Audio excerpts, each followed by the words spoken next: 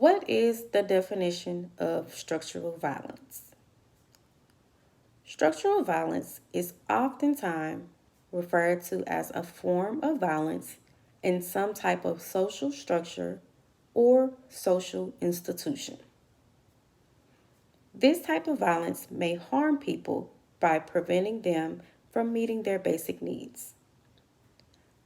Their basic needs could be anything from a good education, a nutritious meal day in and day out, or finding a good paying job to support themselves and their family. Structural violence can be seen as a big umbrella with many different topics under it. But the situation I want to focus on today is what occurs with this type of violence in the workplace.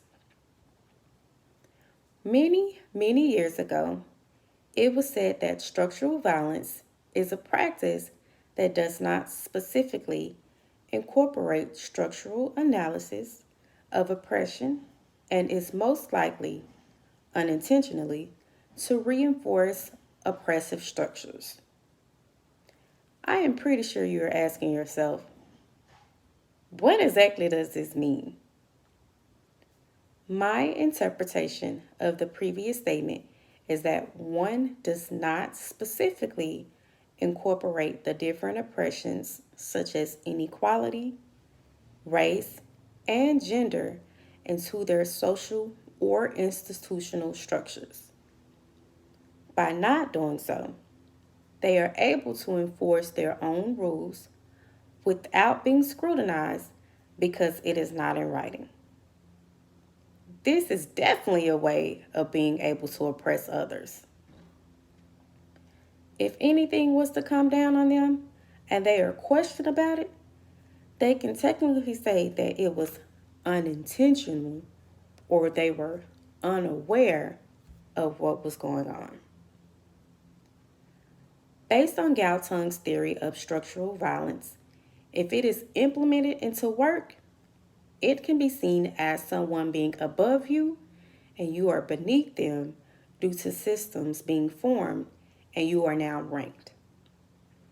This also goes hand in hand with ideological and interpersonal oppression. In other words, you are now here and they are now here. Nowadays, we call this levels. Unfortunately, this now brings on major separation. People who already felt like they are superior to others can now implement that because they are the one who came up with this idea of rank and having some type of status. This can affect those who are new to the company, a female, or a race other than the one who deem themselves as being on a higher status. An example in the workplace pertaining to inequality would be a black woman and a white man competing for the same position. Let's just say there is a human resource position that just became available in the company.